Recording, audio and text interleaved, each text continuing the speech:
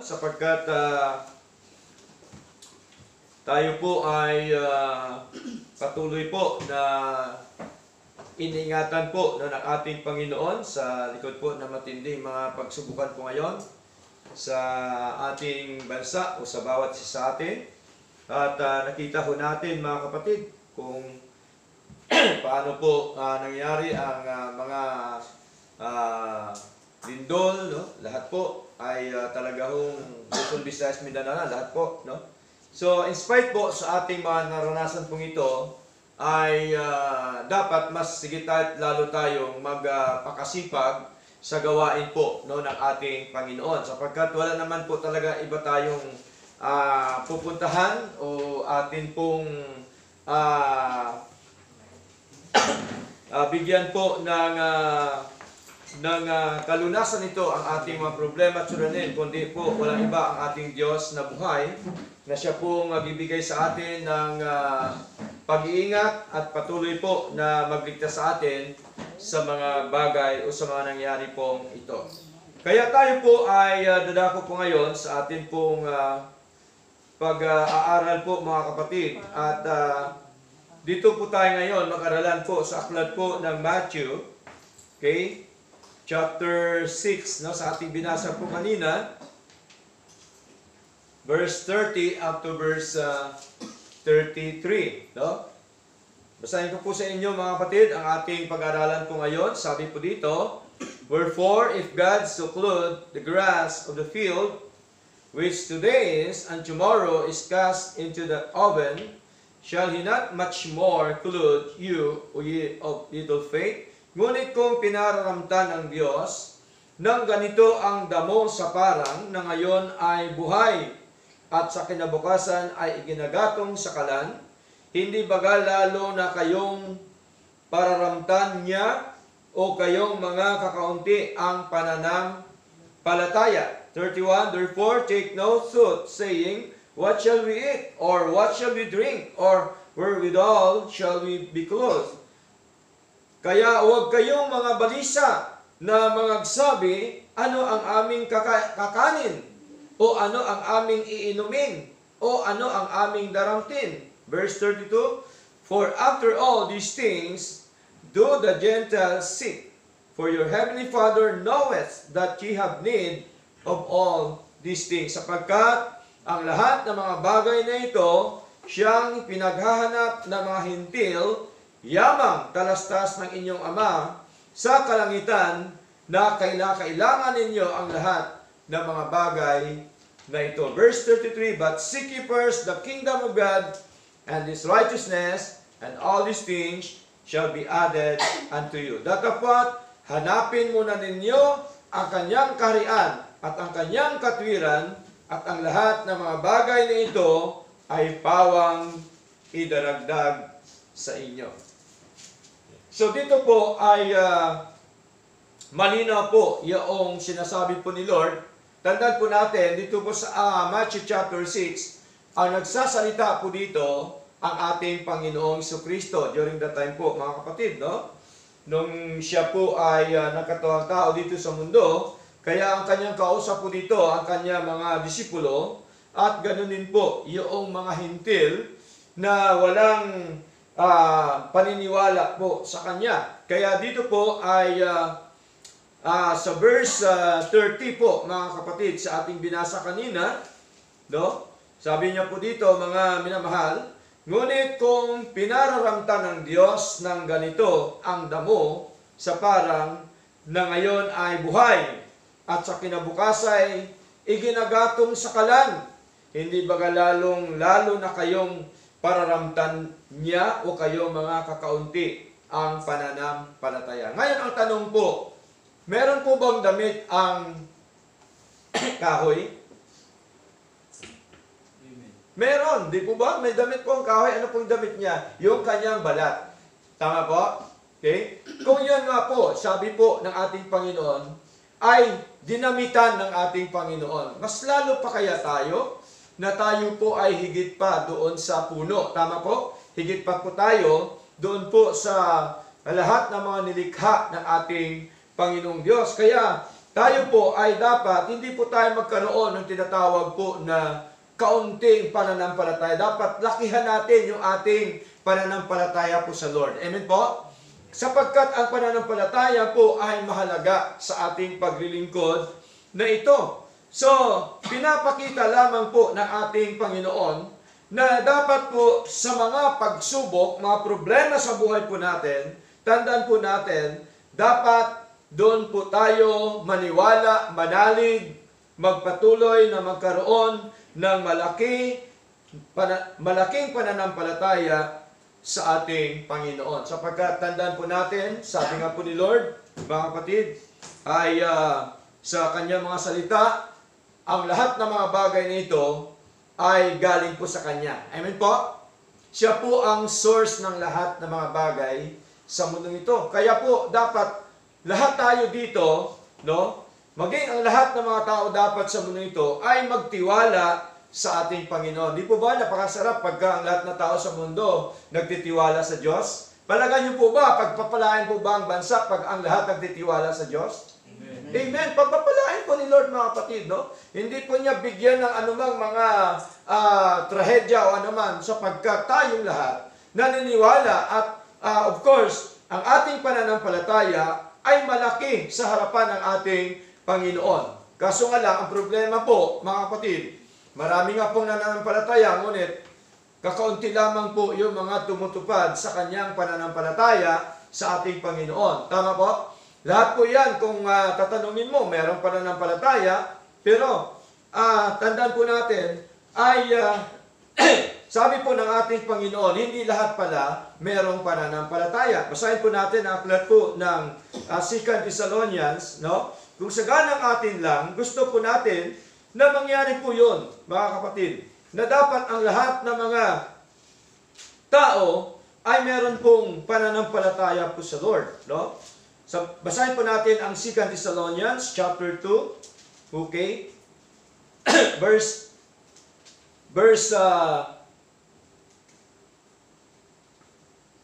Chapter 3 po, sorry po, no? Chapter 3. 2 Thessalonians, chapter 3. Okay? Sabi po dito,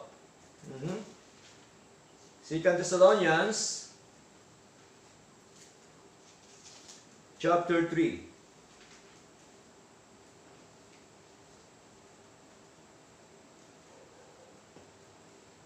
Sa verse 1 up to verse 2, sabi po dito, hanggang verse 3 po, basahin po natin, sabi po dito, sa katapusan mga kapatid, ay ipinalangin kami upang ang salita ng Panginoon nawa ay magkaroon ng malayang daanan at malulhati gaya ng ito ay nangyari sa inyo. No? Kaya prayer po yung hinihingi ni Pablo. Verse 2, at upang kami ay maligtas mula sa mga di makatwiran at masasamang mga tao, sapagkat hindi lahat ng tao ay may pananampalataya. So saan daw, ano daw ang sabi ni Pablo? Gusto niya ipanalangin siya ng mga kapatid sa kanyang, para siya maligtas sa kanyang ginagawa. No? Kanino siya maligtas? Doon po sa mga masasamang tao. Ito po yung tinatawag na temporal salvation. No? Maligtas siya sa mga ginagawa ng tao sa kanya. Sapagkat hindi lahat ng tao ay may pananampalataya. So gusto man natin na ang lahat ng tao may pananampalataya, pero nakita po ni Pablo, kanya pong na obserbahan sa kanyang paligid, na sabi po niya, sapagkat hindi lahat ng tao ay may pananampalataya sa ating Panginoon. Bakit? Ang nangyari po, ay ginawan siya ng masama ng mga tao. Ayaw po ng mga tao na ibahagi ang mga salita po ng Diyos. Verse 3, ano sabi? Datapwat ang Panginoon ay matapat na magpapatatag sa inyo at iingatan kayo mula sa masama. So doon po pumapasok yung ating faith, yung ating pananampalataya sa ating Panginoon, na dapat po tayo, sabi po ni Lord, ay magpakatatag, mga kapatid, sa ating paglilingkod nito, sapagkat, ang sabi po ni Lord, iingatan tayo niya sa lahat na mga masama. Amen po? Kasi hindi ho natin kaya yun kung tayo lang. Tama po? Kaya kailangan po natin si Lord, mga kapatid, para tayo ay maging matatag sa ating paglilingkod na ito. Kaya, malinaw po mga minamahal, ano pa pong sabi dito sa aklat po ng Matthew chapter 6 verse 31. Sa 31 na po tayo, sabi po dito, kaya huwag kayong mga balisa. O, tingnan niyo po, no? Huwag tayong mga balisa sa buhay po natin na mga nagsasabi, ano ang aming kakanin? O ano ang aming iinumin? O ano ang aming daramtin? Bakit po ito ang tinutukoy ni Lord? Yung tatlong ito, mga minamahal. Okay? Sapagkat ito po ay mahalaga. Mahalaga po ang pagkain? Amen. Mahalagang pagkain. Kaya nga ito natatrabaho, di po ba? Kaya nga tayo naghanap buhay. Kaya nga tayo ay gumagawa. Kasi para po tayo may makain. Tama? Hindi naman po pwede na hindi tayo gagawa tapos kakain ka. Ano hong mangyari? At tandaan po natin sa ating bansa, sa mundo ito natin ginagalawan, kung ang lahat ng mga tao ay nagtatrabaho, maging masikap, gumagawa,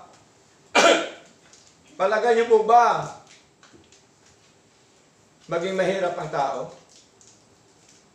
Palagay niyo po ba hindi siya makakain? Kung siya po ay gumagawa? Kung siya po ay naging masipag? Okay?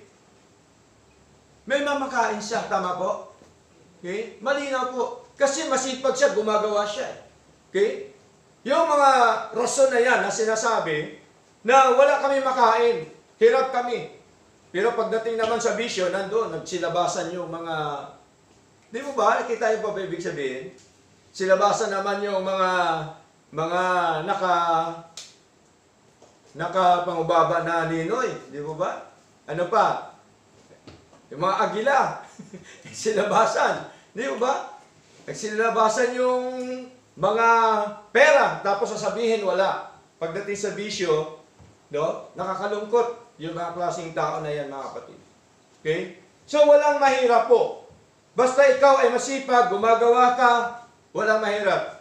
Sapagkat tuturuan ka ng Diyos para ikaw ay maging masagana sa iyong buhay. Amen po? Ang mahalaga po, meron tayong paniniwala, paglilingkod na tunay at totoo sa ating Panginoon. Kaya sabi ni Lord, kaya huwag kayong mga balisa. No? Huwag kayong mga balisa na magsasabi, ano ang aming kakanin? No? O ano ang aming iinumin? Di po ba? So, syempre, pagka kumakain ka, di pwede walang tubig. Walang iinumin. Tama po? Kasi hindi yan madadigest pagka kumain ka eh. Kaya itong ang prinsipyo po ng ating Panginoon, sapagkat ito po ay mahalaga sa ating pisikal na katawan. O ano ang aming daramtin. No, ito kasi mga talagang kailangan natin ito sa ating buhay pisikal. Okay? So, verse 32, ano pa pong sabi dito? Sapagkat ang lahat ng mga bagay na ito ay siyang pinaghahanap ng mga hintil, yamang talastas ng inyong Ama sa kalangitan, na kailangan ninyo ang lahat ng mga bagay na ito. So, alam po ni Lord yung ating mga pangailangan. Amen po? Alam po ng Diyos kung ano po ang ating kailangan sa atin pong paglilingkod na ito. Alam po yan ng Diyos, mga kapatid. Okay? Kahit man po, hindi po natin, iniisip pala natin yan, alam na po ng ating Panginoon. Alam po ng Diyos yung karapat-dapat para sa iyo. Tingnan niyo po, mga kapatid. Kaya po, napaka-importante po ng ating pong kaisipan, yung ating mindset po sa ating buhay na ito, ay nandun po dapat nakabatay sa salita po ng Diyos. Amen po? Sapagkat kompleto po ito ang tinuturo po ng ating Panginoon.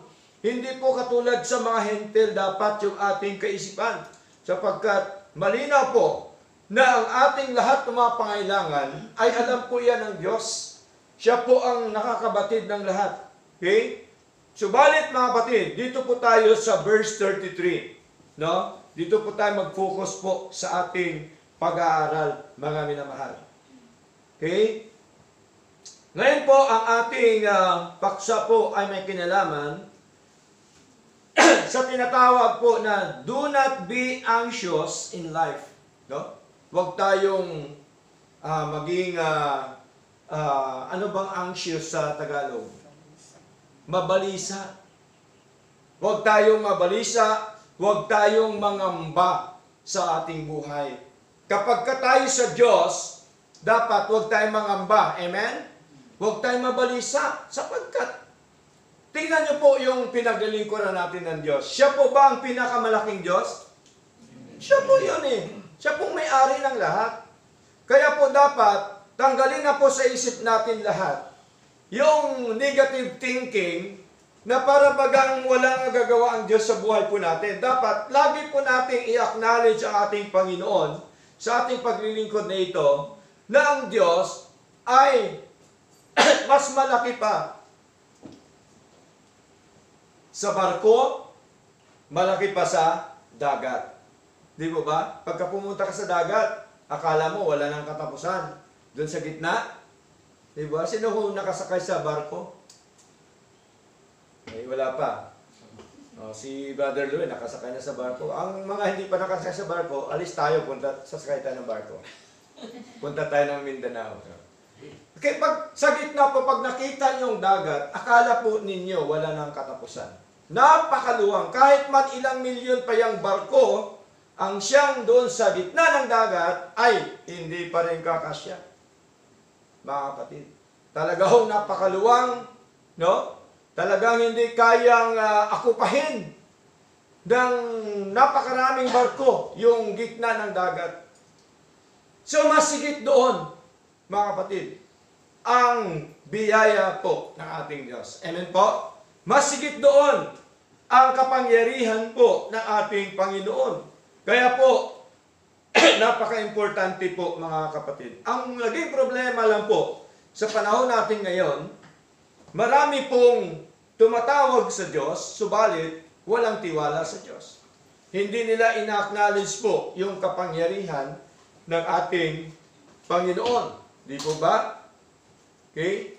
Kaya po, maraming mga mananampalataya po ngayon, no? Katulad po sa sinabi ko nakaraang Sunday, mga kapatid, pagka kung inyo po napanood yung mga nangyayari mga lindol na yan, ano po yung karamihang binabanggit ng mga tao?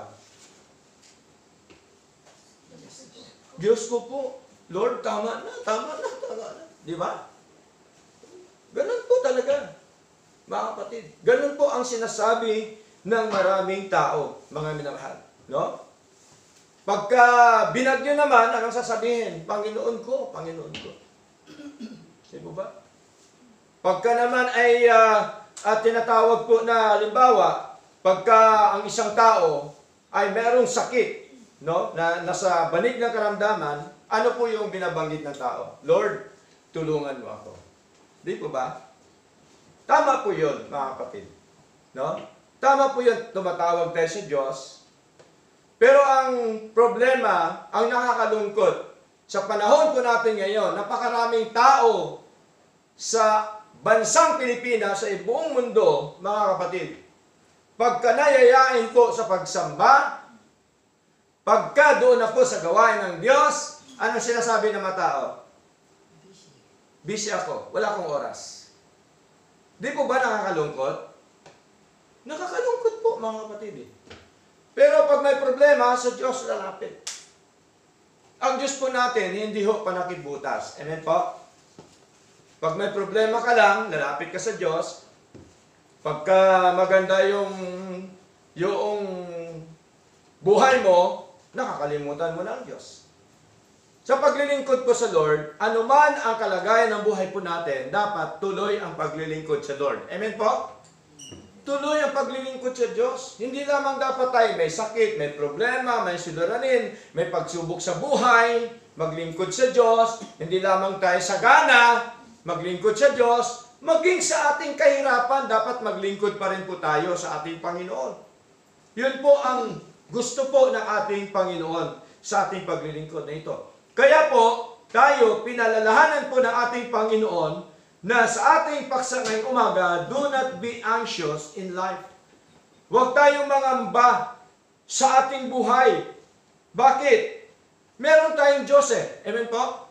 Meron tayong Diyos na atin pong pinaglilingkuran. Ngayon, meron pong ilang bagay na nais ko pong i-share sa inyo dito lamang po sa Matthew chapter 6, verse 33. No? Sabi po dito, but seek ye first the kingdom of God and His righteousness, and all these things shall be added unto you. So dito makita po natin, yung number 1, mga kapatid, ay nababasa po natin, but seek ye first. Seek ye first. Ibig sabihin po, the priority of the believers is God. Tama? Ang prioridad po dapat ng isang mananampalataya ay walang iba kundi ang ating Diyos. Pag sabing prioridad, mga kapatid, inuuna po natin dapat ang Diyos. Tama po? Kaya po, kahit man gaano tayo kabisi, ano man ang ginagawa ho natin, dapat unahin po natin yung Panginoon sa buhay po natin, mga kapatid. Sa anong paraan? Sa ating pagsamba, amen po? Sa ating pagdalo, sa gawain po ng Diyos. Huwag po natin yan iwalang bahala, sapagkat ang pagsamba o ang pagdalo sa gawain ng Diyos, buhay na po yan talaga ng mananampalataya. Yun po yun, mga minamahal. Kaya, number 1, seek ye first, the priority of the believer is God. Tandaan po natin na ang gusto po ni Lord na ang ating buhay nito dito sa lupa ay magkaroon ng paghahanda pagtungo po sa langit. Basahin po natin, aklat po ng Colossus, mga minamahal. Colossians chapter 3. No? Meron pong binanggit dito si Pablo sa kanyang sulat, okay? Sa aklat po ng Colossus chapter 3, verse 1, sabi po dito, kung kayo nga ay ibinangong kasama ni Kristo, ay hanapin niya ang mga bagay na nasa itaas. Tingnan niyo po. Kung saan si Kristo ay nakaupo sa kanang kamay ng Diyos.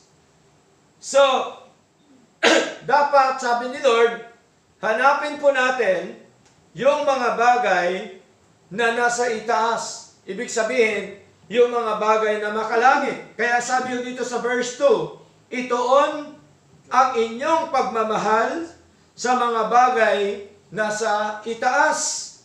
Huwag sa mga bagay na nasa lupa. Yung atin po bang ginagawang ito, mga bagay po ba itong makalangit?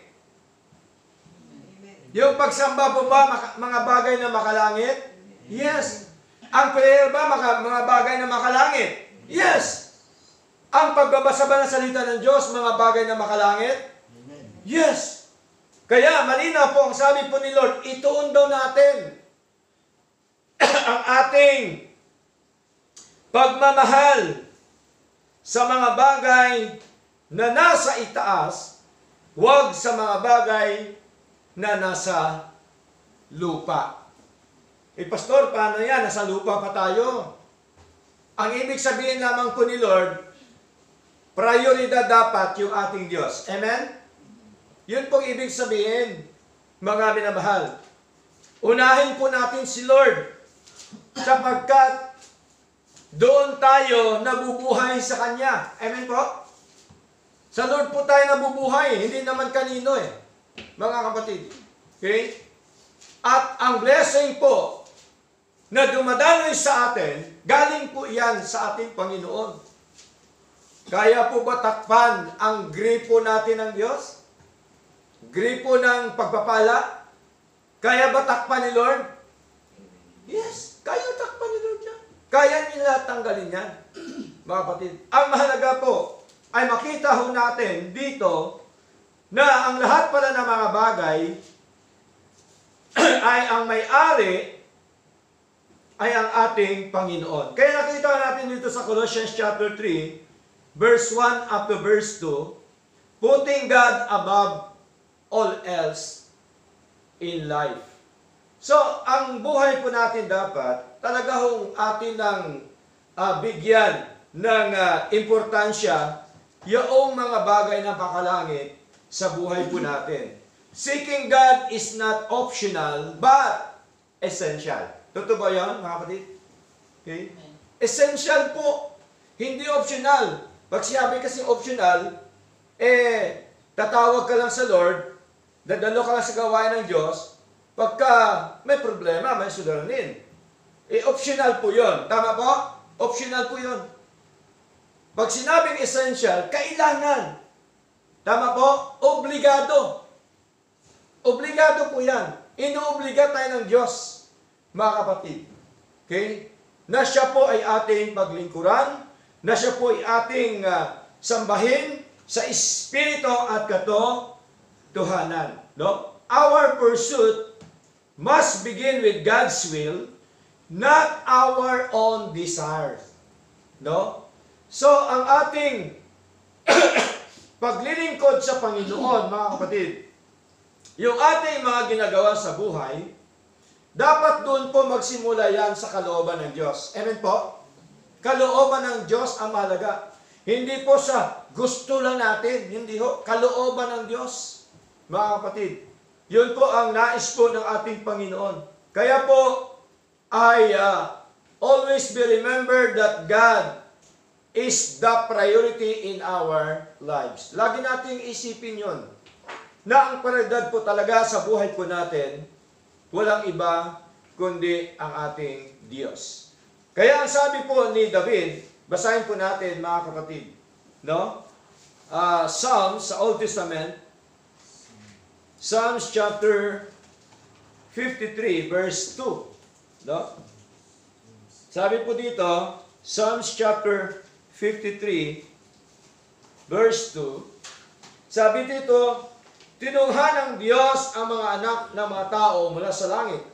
God looked down from heaven upon the children of men to see if there were any that did understand, that did seek God. Tinunghan ng Diyos ang mga anak ng mga tao mula sa langit upang tingnan kung may sino mang nakakaunawa na humahanap sa Diyos.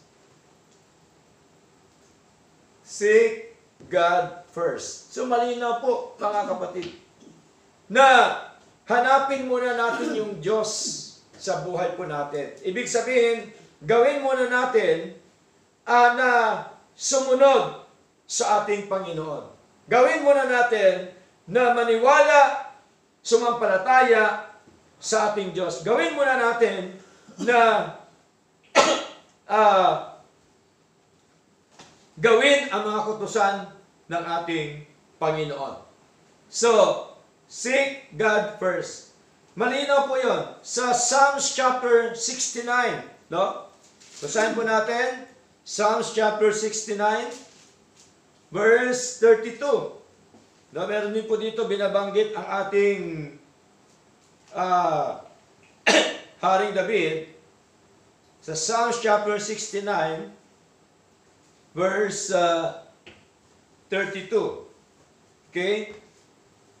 Sabi po dito sa Psalms chapter 69 verse 32, the humble shall see this and be glad, and your heart shall live that seek God. Nakita ng mga maamo at nangatwa, mabuhay ang puso ninyong nagsisihanap sa Diyos. So napakahalaga, mga kapatid, na ang prioridad po dapat sa buhay po natin ay ang ating Diyos. Okay? Bakit? Kasi doon po tayo nabubuhay, Siya po ang may-ari ng buhay po natin. Siya po ang may-ari ng lahat ng mga bagay sa buhay po natin. Kaya dapat po tayong unahin siya sa atin pong mga buhay na ito. Okay? Kaya, ano ibig sabihin na unahin siya? Okay? Siyempre, of course, pag may gawain, nandun po tayo sa gawain ng Diyos. Tama? Pangalawa, dapat magbasa tayo, manalangin sa ating Panginoon. Sapagkat tayo lahat po, tsak na mayroong pangailangan. Tama? May pangailangan ba tayo lahat sa Lord? Amen. May pangailangan po tayo lahat, mga kapatid. Okay? Marami tayong pangailangan po sa harapan ng ating Panginoon. At kailangan po natin yung ating Diyos.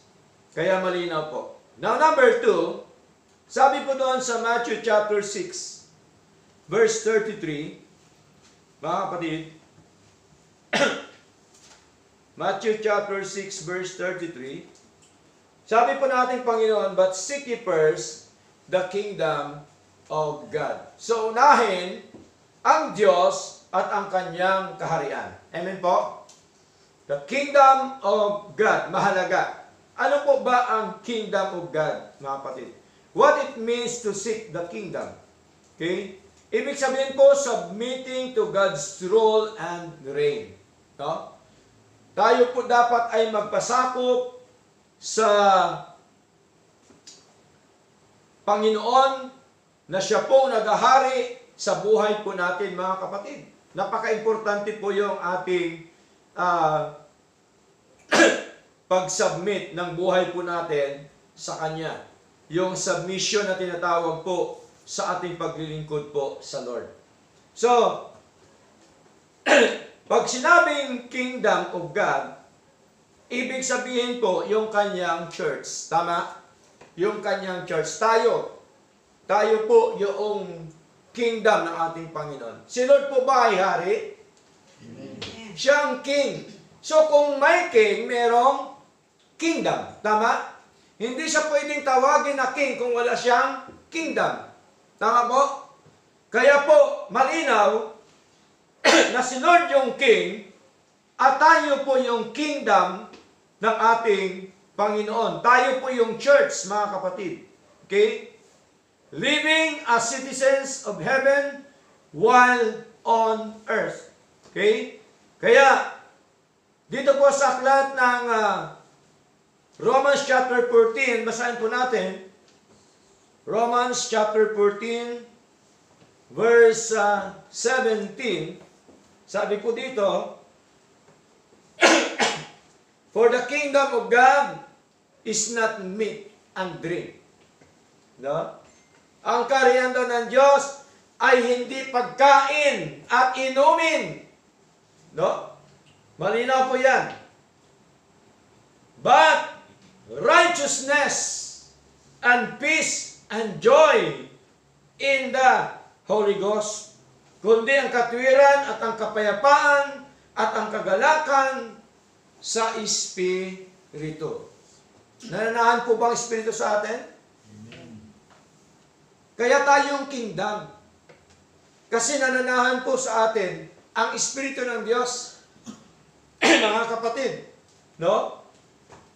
Basahin po natin, aklat po ng 1 Corinthians chapter 3. Okay? Verse 16. Sabi po dito ni Pablo, know ye not that ye are the temple of God, and that the Spirit of God dwelleth in you? Verse 17, if any man defile the temple of God, him shall God destroy. For the temple of God is holy, which temple ye are. Malinaw po, hindi ba ganinyo nalaman na kayo'y templo ng Diyos at ang Espiritu ng Diyos ay nananahan sa inyo? Kung gibain ng sinuman ang templo ng Diyos, siya'y igigiba ng Diyos, sapagkat ang templo ng Diyos ay banal, na ang templong ito ay kayo. Tinutukoy po niya yung church niya, mga kapatid. Tayo po. Kaya po malinaw po na unahin natin ang kingdom of God. Yung kaharian po ng Diyos. Okay? Yung mga gawain ng church, mga kapatid. Yung mga nais po ng ating Panginoon. Okay? Philippians chapter 3, basahin po natin. Philippians chapter 3, verse 20, sabi po dito, for our conversation is in heaven, from whence also we look for the Savior, the Lord, Jesus Christ, sapagkat ang ating pagkamamamayan ay nasa langit. So, ibig sabihin, dito po tayo sa lupa ngayon, ano lang po tayo dito? Strangers. Yung tunay natin, na tahanan, doon po sa Diyos. Okay? Doon po sa ating Panginoon. Yun po ang tunay na buhay doon. Amen po? Hindi ho dito sa lupa. Mga kapatid. Dito sa lupa, puno na mga problema, suliranin, pagsubok sa buhay. No? Dito sa lupa, tayo po'y may mga sakit. Dito sa lupa, ay nandito lahat na mga paghihirap sa buhay po natin. Pero pag doon na tayo sa Lord, yun po ang tunay natin na tahanan, yung langit, kasama po yung ating Diyos. Mga minamahal. Okay? So malinaw po yun. Unahin ang kaharian ng Diyos. Unahin ang gawain ng Diyos.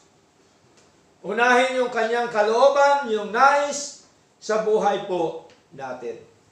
Okay? Now, advancing God's work through obedience. No? Dapat sumunod tayo sa ating Panginoon.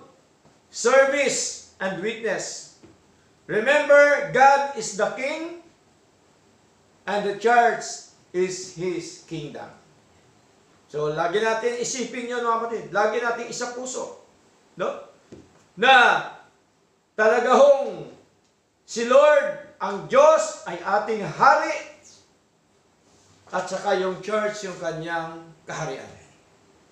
Okay?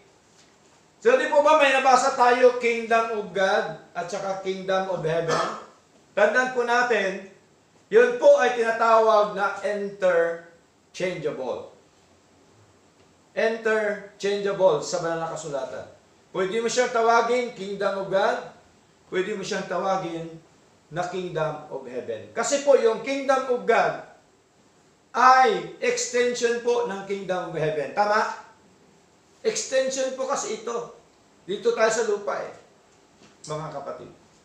Kaya anytime sa pagdating ng ating Panginoon, kukunin niya yung kanyang kingdom, yung kanyang church. Tama? Tayo po yun. Okay? So, sapagkat doon po ang ating tunay na tirahan o pagkamamamayan. Doon po sa ating Panginoon. Doon po sa Lord, mga kapatid. Okay? So, mahalaga yung unahin natin ang kaharian ng Diyos. Pangatlo, yun ang una, seek ye first. Unahin ang Diyos. Pangalawa, ang kanyang kingdom. Pangatlo, His righteousness. Ang kanyang katwiran. Saan po ba natin makita ang katwiran ng Diyos? Saan natin makita ang katwiran po ng Panginoon? Saan? Sa kanya mga salita. Doon po natin makita ang katwiran ng ating Panginoon. Now, Not our self-righteousness. Hindi po sa sarili nating katwiran. Okay? But God's righteousness. Ngunit sa katwiran po ng ating Panginoon. Kaya sabi po dito sa Ephesians chapter 4, basahin po natin mga kapatid. Ephesians chapter 4, verse 24. Sabi po dito ni Pablo, mga minamahal, and that ye put on the new man, which after God is created in righteousness and true holiness. At kayo'y magagbihis ng bagong pagkatao na ayon sa Diyos ay nilalang sa katwiran at sa kabanalan ng katotohanan. So malinaw po mga kapatid, no? Na dapat po tayo magbihis ng bagong pagkatao. Kung ang damit binibihisan natin, binibihisan din po ni Lord yung ating dating pagkatao at tayo ay binigyan ng bagong pagkatao ng ating Panginoon. No? At tayo po, mga kapatid, nilalang sa katwiran, of course, ng Diyos, kabanalan ng katotohanan. Kaya po, mahalaga yung kanyang katwiran. No? Kaya lagi natin kinakatwiran sa ating pag-share ng mga salita ng Diyos ay mga aral, of course, ng ating Panginoon. Living holy and upright lives that reflect God's character. Okay? So, depending on Christ's righteousness, not human effort. Dapat tayo ay nagdepende po sa katwiran ng ating Panginoon, hindi po sa ating sariling mga ginagawa sa ating paglilingkod na ito. So napaka-importante po mga kapatid na lagi ho natin makita na importante ang katwiran ng ating Panginoon. Romans chapter 1 verse 17, sabi po dito, for therein is the righteousness of God revealed from faith to faith, as it is written, the just shall live by faith. Sapagkat dito ang katwiran ng Diyos ay nahayag mula sa pananampalataya hanggang sa pananampalataya. Ano ibig sabihin ng from faith to faith? Ibig sabihin po, galing sa pananampalataya ng ating Panginoong Kristo doon sa Ama, patungo po sa ating patungo po sa atin na nananampalataya sa Kanya. Yun pong tinatawag na from faith to faith. Kasi ang nagbigay sa atin ng pananampalataya, yung ating Panginoon. Amen po? Hindi ho wala tayong saganang sarili natin na pagkapinanganak ang tao, meron ng talagang dala-dala na pananampalataya. Hindi ho.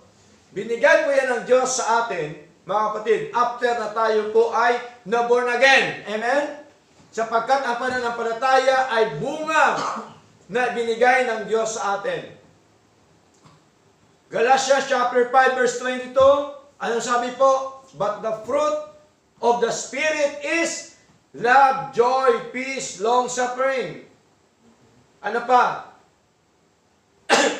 Meekness, gentleness, at ang pangpito ay faith.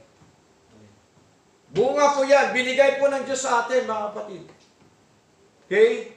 Bunga yan ang pagka-born again sa atin ng Espiritu ng Diyos. Kaya malinaw po, mga kapatid, God is righteous, mga minamahal. Matuwid ba ang Diyos? Amen. Amen. Noong nanalangin po yung ating Panginoong Kristo, tinawag po niya yung Ama na righteous Father. Okay? Matuwid po na Ama yung ating Diyos. Okay? Sa John Basahin po natin, chapter 17, okay? John chapter 17, verse 25, sabi po dito, O righteous Father, nagpe-pray po si Lord, no? Sa Ama, the world hath not known thee, but I have known thee, and these have known that thou hast sent me. O Amang Banal, matuwid na Ama, hindi ka nakikilala ng sanglibutan, ngunit nakikilala kita. At nakikilala ng mga ito na ikaw ang nagsugo sa akin. So malinaw po, mga kapatid, na napaka-importante po yung katwiran ng ating Diyos sa pamamagitan po ng kanyang mga salita. 2 Corinthians chapter 5. Basahin po natin. Mga minamahal. 2 Corinthians chapter 5, verse 21. Sabi dito, For he hath made him to be sin for us, who knew no sin, that we might be made the righteousness of God in him. Yaong hindi nakakilala ng kasalanan, ay kanyang inaring may sala dahil sa atin, upang tayo'y maging sa kanya'y katwiran ng Diyos. So mahalaga yung katwiran ng ating Panginoon. Yun po ang unahin natin sa buhay. Amen?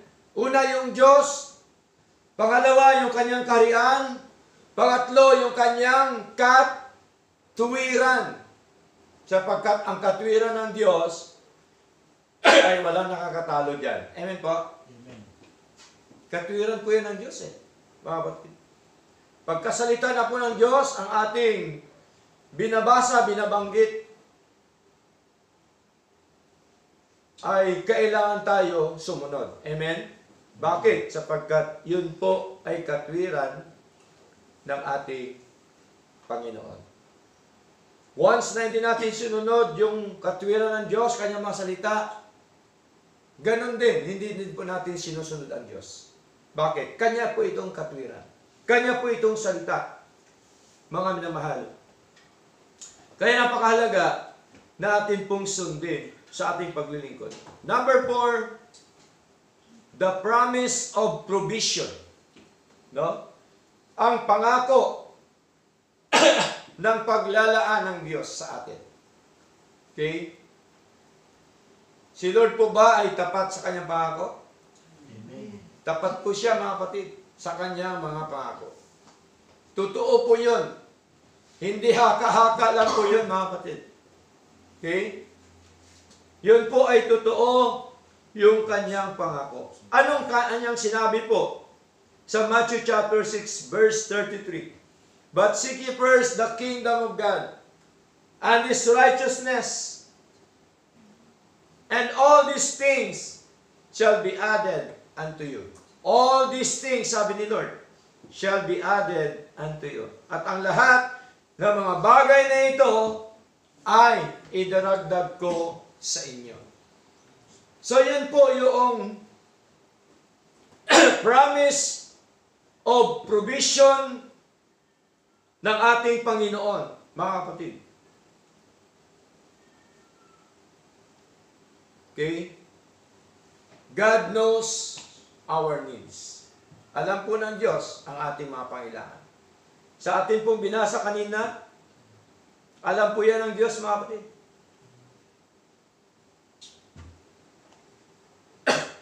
When we prioritize Him, He provides what we lack.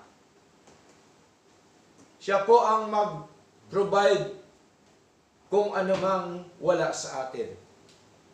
Ang mahalaga, dapat prioridad po yung Diyos sa buhay po natin. Sapagkat kailangan natin na tayo po ay pagpalain ng Diyos ng mga pagkapalang espiritual. Kailangan ba natin yon? Pagkapalang espiritual? Yes. kailangan po natin pagkapalang spiritual. Pag sinabing pagkapalang spiritual, yung number one, yung kalaguan ng ating paglilingkod sa Lord. No? That is spiritual blessing. Natuto tayo. Nalaman natin katotohanan. That is spiritual blessing. Okay? Anong kasunod? Physical blessing ni Lord. Kailangan ba natin physical? Yes. Kailangan natin. Kailangan tayong maging matatag sa ating physical. Mga minamahal.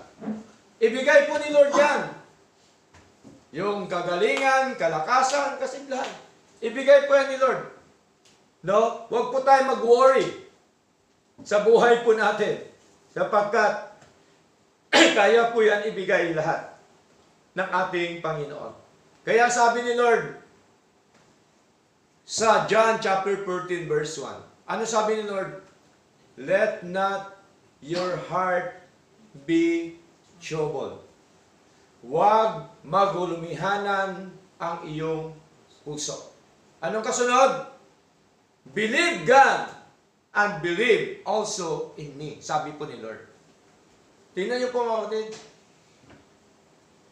Kaya, napakahalaga na ang ating pananampalataya, malaking pananampalataya, at totoong pananampalataya po, mga minamahal, sa ating Panginoon. Hindi lamang po spiritual blessing kailangan natin, hindi lamang physical blessings ni Lord mula sa ating Panginoon.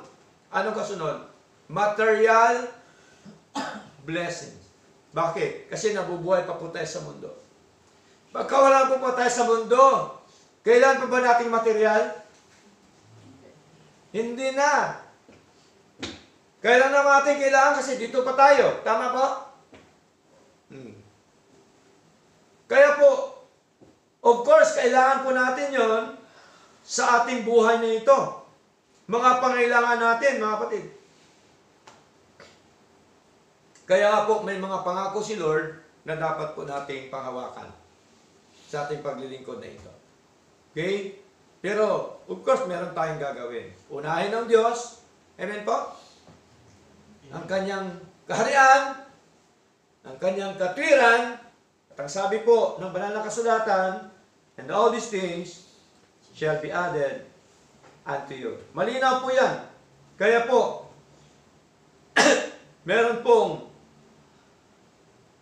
mga nakaraang pangangaral po natin, kung inyo pong napakinggan. No? The blessings of the Lord, or the blessing of the Lord is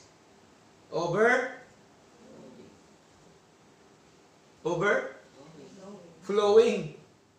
No? Totoo po ba yan? Totoo yan eh. Overflowing po ang blessing ni Lord sa atin. Okay? Dapat paniwalaan po natin yan. Mga kapatid. Anong kasunod?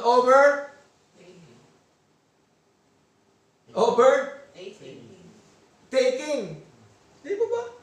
Nasa atin pa lang yan. Hinihingi pa lang tayo natin kay Lord. Ibibigay na po ni Lord yan. Nag-overtake na sa atin. Pangatlo, over and over again. Overloading. No? Overloading. Umaapaw po yan. Sumusobra yan, mga kapatid. Ang blessing po ng ating Panginoon. Dapat pangawakan po natin yan. Pangako po yan ni Lord eh. Okay? Pangako po yan ni Lord. Kaya po, dapat pangawakan po natin yan, mga kapatid. Because He is the owner, He is the provider, He is the supplier of all things. Tama po? Supplier po si Lord. Hindi lang po siya supplier ng dishwashing. Hindi lang po siya supplier ng mga material na bagay. Siya po ay supplier ng lahat ng mga bagay sa mundo ito. May talata po ba yan? Philippians chapter 4. Basahin po natin. Philippians chapter 4. Verse 19. Anong sabi po ni Pablo? But my God shall supply all your need according to His riches in glory by Christ Jesus. But my God shall supply all your needs. Supplier ba si Lord? Amen. Yes. Siya magsusupply. Ano yung supply sa atin? Ang ating mga pangailangan. Tama? Ayon sa kanyang kayamanan. Mayaman po ba si Lord? Mayaman si Lord. Okay? Ang mahalaga lamang, sumunod tayo sa Kanya. Amen po? Mahalaga lamang, unahin po natin yung ating Panginoon, no? Sa atin pong paglilingkod na ito, mga minamahal. Okay? Kaya ho, napaka-importante po na magtiwala po tayo sa mga sinasabi po ng ating Panginoong Diyos. Okay? Ano pa po ang kanyang pangako? Marami po siyang mga pangako na hindi po yan napapako. Okay? John chapter 15, basahin po natin mga kapatid.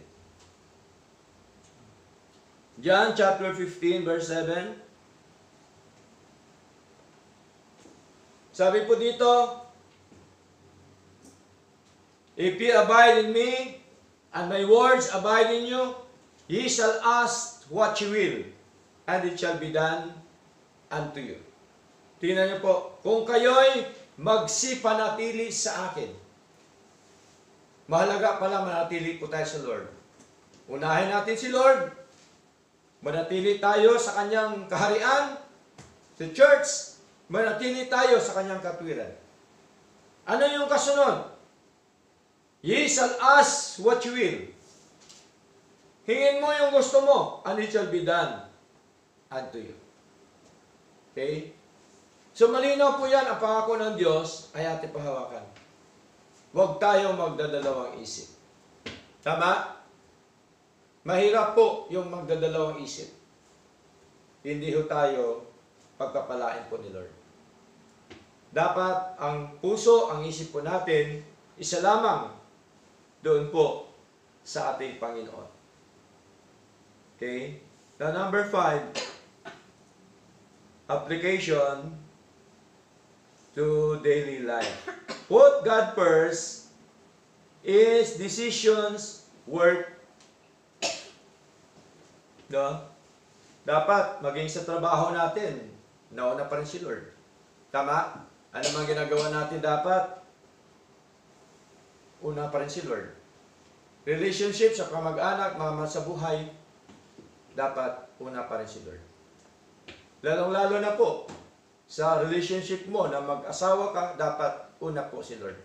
Amen? Kasi ibibigay po yan ni Lord. Ang tamang tao, ang totoong tao, ang tamang tao, para po sa iyo. Si Lord po yan mag-provide. Kaya, sabi ni Lord, let not your heart be troubled. So malinaw po yan. Even our finances, no? Dapat unahin po si Lord, mga kapatid. Upang si Lord po ang siyang patuloy po na magpala po sa atin. Trust His provision instead of worrying. No? Magtiwala po tayo sa kanyang provision para sa atin. Imbes na tayo ay mag-worry sa buhay, mga kapatid. So,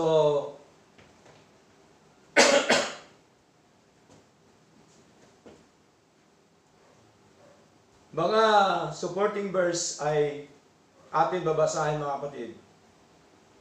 Kailangan kasi yung buhay po natin ay ma-motivate po dito sa mga salita ng ating Panginoon. No? Proverbs chapter 3. Okay? Malapit na pala magtapos mga kapatid. Proverbs chapter 3. Verse 5 up to verse 6.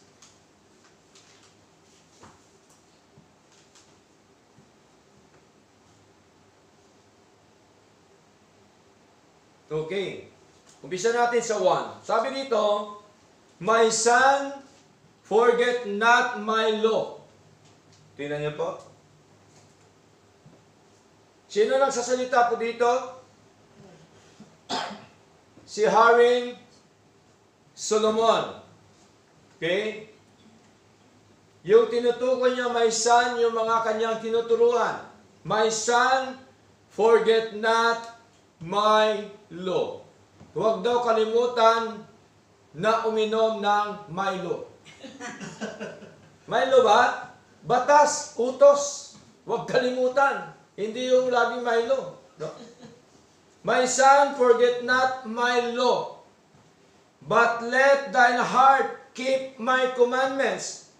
Anak ko, huwag mong kalimutan ang aking kautusan, kundi ingatan ng iyong puso ang aking mga utos. Pag sabing ingatan, ginagawa.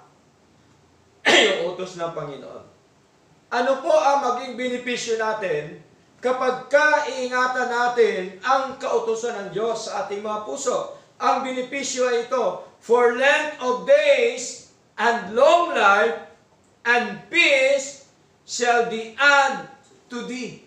Ang benepisyo po, napaganda. Di lang po natin napapansin, mga kapatid. Ang benepisyo po ay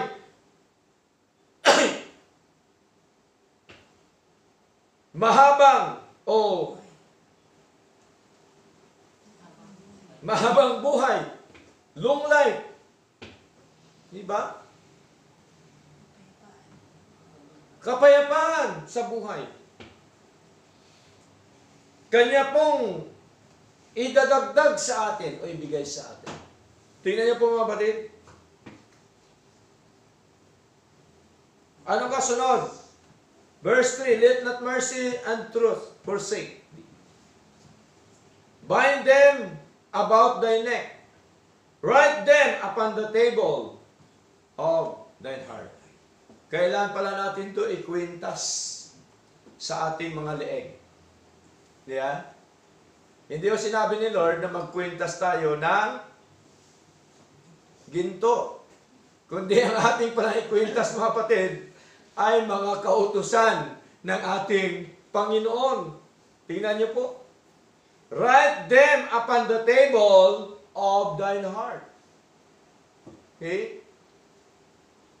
Malinaw po.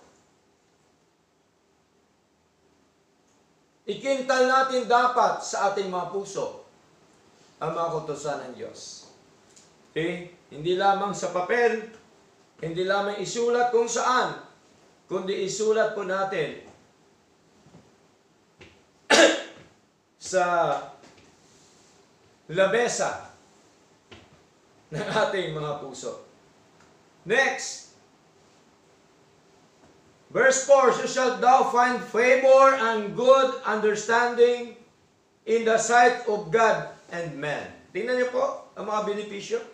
Sa gayoy, makakasumpong ka ng lingap at mabuting kaunawaan sa paningin ng Diyos at ng tao. Anong lingap at mabuting kaunawaan? Yung iyong pagkaunawa sa mga kalooban po ng ating Panginoon. Kaya verse 5, trust in the Lord with all thine heart, and lean not unto thine own understanding.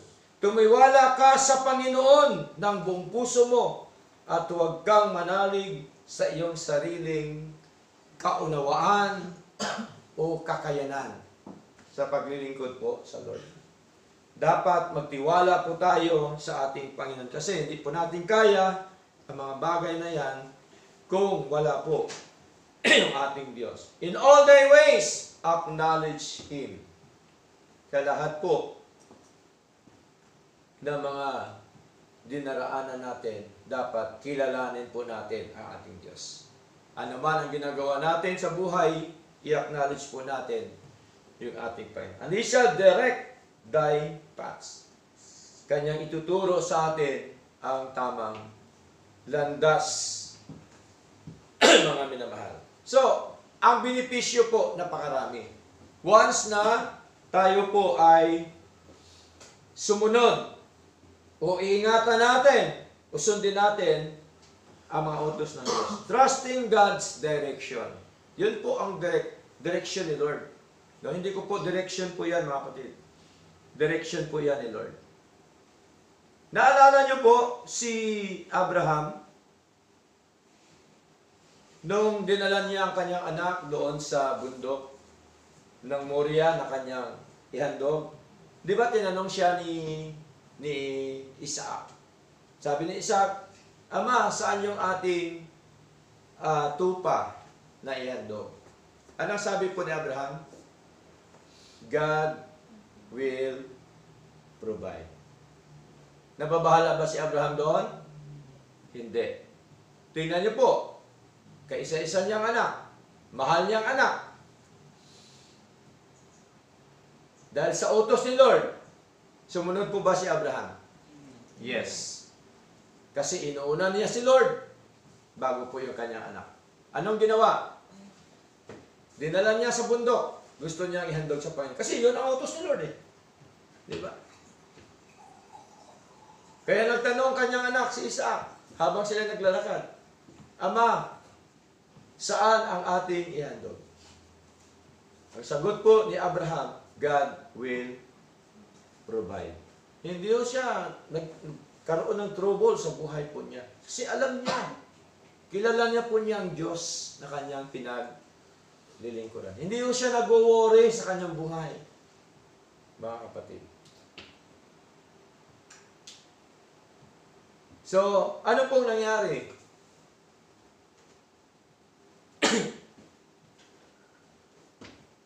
Di po ba? Kanya na pong saksakin yung kanyang anak. Subalit, pinigilan po siya ni Lord. Ibig sabihin po, ay sinusubukan na po tayo ng Panginoon. Amen? Ganun din po sa nangyari kay Abraham. Bakit si Abraham masaya kahit po ganun ang inutos ni Lord? Kasi po, may tiwala po siya sa Diyos. Nanampalataya po siya sa ating Panginoon. Okay? Ganon din po sa buhay natin. Si Lord po ang siyang mag-provide ng lahat ng mga bagay. Luke chapter 12. Basahin po natin, mga kapatid. Okay? Maraming talata, pero hindi po natin lahat babasahin sapagkat maikli lamang pong oras po natin. Ito po yung panghuli na sinasabi po ng ating Panginoon. Luke chapter 12, verse okay, verse 32. O verse 31 up to verse 32. Sabi po dito ng ating Panginoon, but rather seek ye the kingdom of God, and all these things shall be added unto you.